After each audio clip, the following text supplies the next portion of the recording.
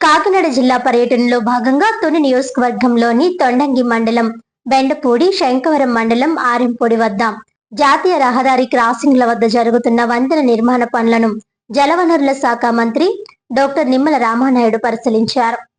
ఈ సందర్భంగా Jaggampeta MLA Jyothula Nehru, Prathipadu MLA Varupula సత్యప్రభతో కలిసి అధికారులతో సమీక్ష నిర్వహించారు. అనంతరం విలేకరుల సమావేశంలో మంత్రి నిమ్మల రామానాయుడు మాట్లాడుతూ ఉత్తరాంధ్ర దశాబ్దాల కల అయిన పోలవరం ఎడమ కాలువ పనులను వేగవంతంగా పూర్తి చేస్తున్నామని తెలిపారు. ఆగస్టులోనే ఎడమ కాలువ తొలి దశ పూర్తి చేసి ఉత్తరాంధ్రకు గోదావరి జలాలను విడుదల చేయడమే లక్ష్యమని చెప్పారు. పోలవరం ప్రాజెక్టు పనులు వేగంగా కొనసాగుతున్నాయని, డయాఫ్రమ్ వాల్ పనులు పూర్తయ్యాయని, ప్రధాన డ్యాం నిర్మాణం కూడా పురోగతిలో ఉందన్నారు. ఎడమ కాలువ పనులకు 1800 కోట్లు కేటాయించామని, జాతీయ రహదారుల వద్ద వంతెనలు, సర్వీస్ రోడ్లు, భూసేకరణ సమస్యలను పరిష్కరిస్తూ పనులు పూర్తి చేస్తున్నామని తెలిపారు. పోలవరం పూర్తి కాకముందే పురుషోత్తపట్నం, పుష్కర ఎత్తిపోతల పథకాల ద్వారా ఉత్తరాంధ్రకు నీటిని అందిస్తామని, విశాఖ త్రాగునీరు, పారిశ్రామిక అవసరాలు తీర్చడమే ప్రభుత్వ లక్ష్యమని అన్నారు.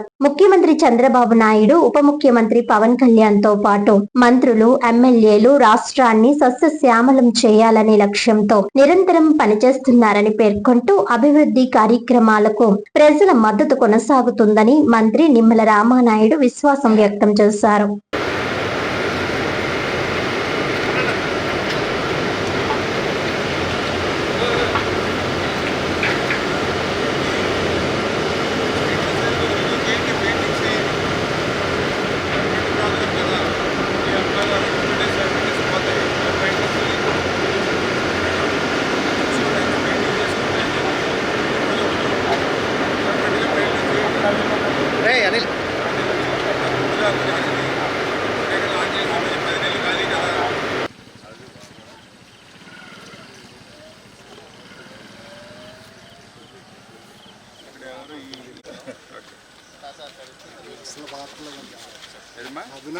షేప్ బాగాలేదు.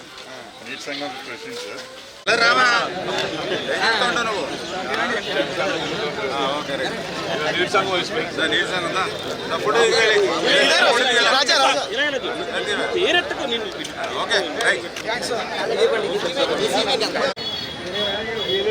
జాతి తింగేస్తాను శుభ్రంగా రాసేయండి.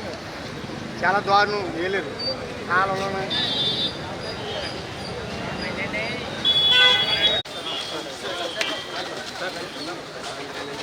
రాజా రాజా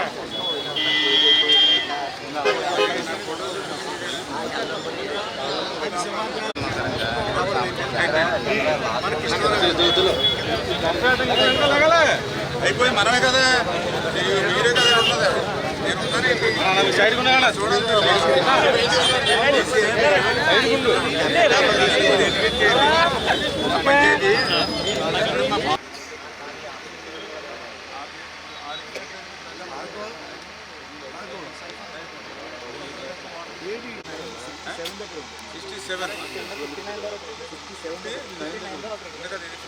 ఇది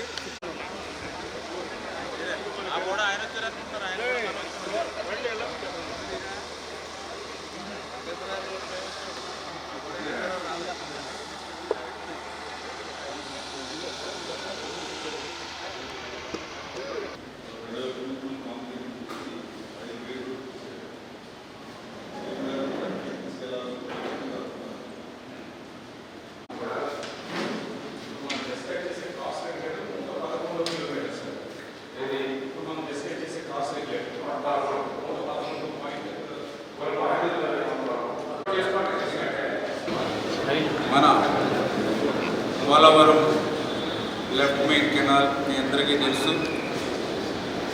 ప్రతి సంవత్సరం కూడా వృధాగా 3000 TMCల నీరు సముద్రంలోకి పోతున్నటువంటి దశలో ఆ యొక్క గోదావరిలో మన కాటన్ మహాశయుడు ఆ నిర్మాణం చేసినటువంటి ఆ ధవళేశ్వరం బ్యారేజే ఈరోజు వరకు కూడా మనకి దిక్కుగా ఉన్నటువంటి పరిస్థితి. ఆ కాటన్ మహాశయుడి యొక్క మనమరాలు ఆ ధవళేశ్వరం బ్యారేజ్ దగ్గరికి వచ్చి, మా తాత ఈ బ్యారేజీ కట్టిన తర్వాత ఇన్నేళ్ళైనా సరే దీనిపైన ఒక్క ప్రాజెక్టు కట్టలేకపోయారని మాట్లాడితే మనందరికీ కూడా చాలా బాగా ఆవేదన కలిగినటువంటి పరిస్థితి.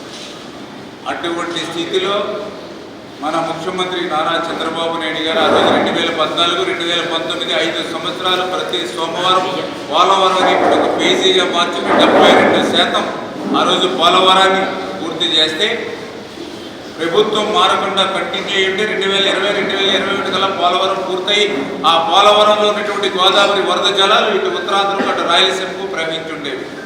దురదృష్టం ఒక్క ఛాన్స్ అంటూ ప్రభుత్వం మారింది, పోలవరం విధ్వంసమైంది, డయాఫ్రమాలు ధ్వంసమైనటువంటి పరిస్థితి. అటు ధ్వంసం మధ్య ఆ రోజు మీరందరూ కూడా చూశారు. ఆ రోజు ముఖ్యమంత్రి గారు ఆ రోజునటువంటి ఇరిగేషన్ శాఖ మంత్రులు చెప్పారు, పోలవరం ఎప్పటికీ పూర్తవుతుందో చెప్పలేము, పోలవరాన్ని భవిష్యత్తులో చూస్తామనేటువంటి నమ్మకం లేదని ఆ రోజు ముఖ్యమంత్రులు, ఇరిగేషన్ మంత్రులు సాక్షాత్తు అసెంబ్లీలో చెప్పి పోలవరాన్ని ప్రశ్నార్థకం చేసినటువంటి పరిస్థితి గత ప్రభుత్వంలో మనందరం కూడా చూసాం. అటువంటి ప్రశ్నార్థకమైనటువంటి పోలవరం ప్రాజెక్టుని 2024లో కూటమి ప్రభుత్వ అధికారంలోకి వచ్చిన తర్వాత చంద్రబాబు నాయుడు గారు మొదటి పర్యటన పోలవరంతో పెట్టుకుని ఆ రోజు రేపు 2027 కల్లా పోలవరం పూర్తి చేస్తారని ఏదైతే ఒక లక్ష్యాన్ని పెట్టారో ఆ లక్ష్యాన్ని అనుగుణంగా ఈరోజు పోలవరం ప్రాజెక్టు పనులు పరిగెడుతూ పనిచేస్తూ ఉన్నాం. వరద సమయంలో కానీ వర్షాకాలంలో సైతం పనులు ఆగకుండా ఈవేళ పోలవరం ప్రాజెక్టు పనులు పూర్తవుతున్నాయి. కాబట్టి గత ప్రభుత్వంలో ధ్వంసమైనటువంటి డయాఫ్రమ్ వాల్ని మళ్ళీ మొన్ననే 2026 మార్చి 2వ తేదీ కల్లా ఆ యొక్క డయాఫ్రమ్ వాల్ పూర్తి చేశాం. ఏదైతే మెయిన్ డ్యామ్ పోలవరానికి అత్యంత కీలకమైనటువంటి earth cum rock fill dam ECRF main dam ఏదైతే ఉందో ఆ మెయిన్ డ్యామ్ పనులు కూడా మరి గ్యాప్ 1 కానీ గ్యాప్ 2 కానీ యావరేజ్ని మరి 41-31% ఈరోజు కంప్లీట్ చేసి 27 కల్లా పూర్తి చేసేటువంటి లక్ష్యాన్ని అందుకునేటువంటి విధంగా పోలవరం ప్రాజెక్టులు పనులు పూర్తవుతూ ఉన్నాయి. ఈ పోలవరం పూర్తయ్యే లోపుగా ఉత్తరాంధ్ర ప్రాంతానికి ఆ గోదావరి జలాలను తీసుకెళ్ళాలి. ఆ పురుషోత్తపట్నం పుష్కరాకు సంబంధించిన ఎత్తిపోతలను ఉపయోగించుకొని పోలవరం పూర్తయ్యే లోపుగానే మనం నీళ్లు తీసుకెళ్ళాలి. ఉత్తరాంధ్ర ప్రజల రుణం తీర్చుకోవాలి. ఉత్తరాంధ్రలో పెద్ద ఎత్తున వస్తున్నటువంటి పెట్టుబడులు పారిశ్రామికవేత్తలకి పారిశ్రామిక అవసరాలు తీర్చాలి, స్టీల్ ప్లాంట్ అవసరాలు తీర్చాలి, విశాఖపట్నం డ్రింకింగ్ వాటర్ తీర్చాలి అనేటువంటి ఆలోచనతో చంద్రబాబు నాయుడు గారు పోలవరం లెఫ్ట్ మెయిన్ కింద మీ అందరికీ తెలుసు. అంటే గతంలో ఏదో మెత్తగా వచ్చేటువంటి పనులు చేసేసి వదిలేస్తే ఈవేళ క్లిష్టమైనటువంటి కఠినమైనటువంటి క్రిటికల్ కొనేటువంటి పనులన్నింటినీ కూడా ఈ 2 సంవత్సరాలు ఈ పంప తాండవా లేకపోతే 100 మీటర్ల హిల్ కటింగ్ ఇవన్నీ ఒక ఎత్తు.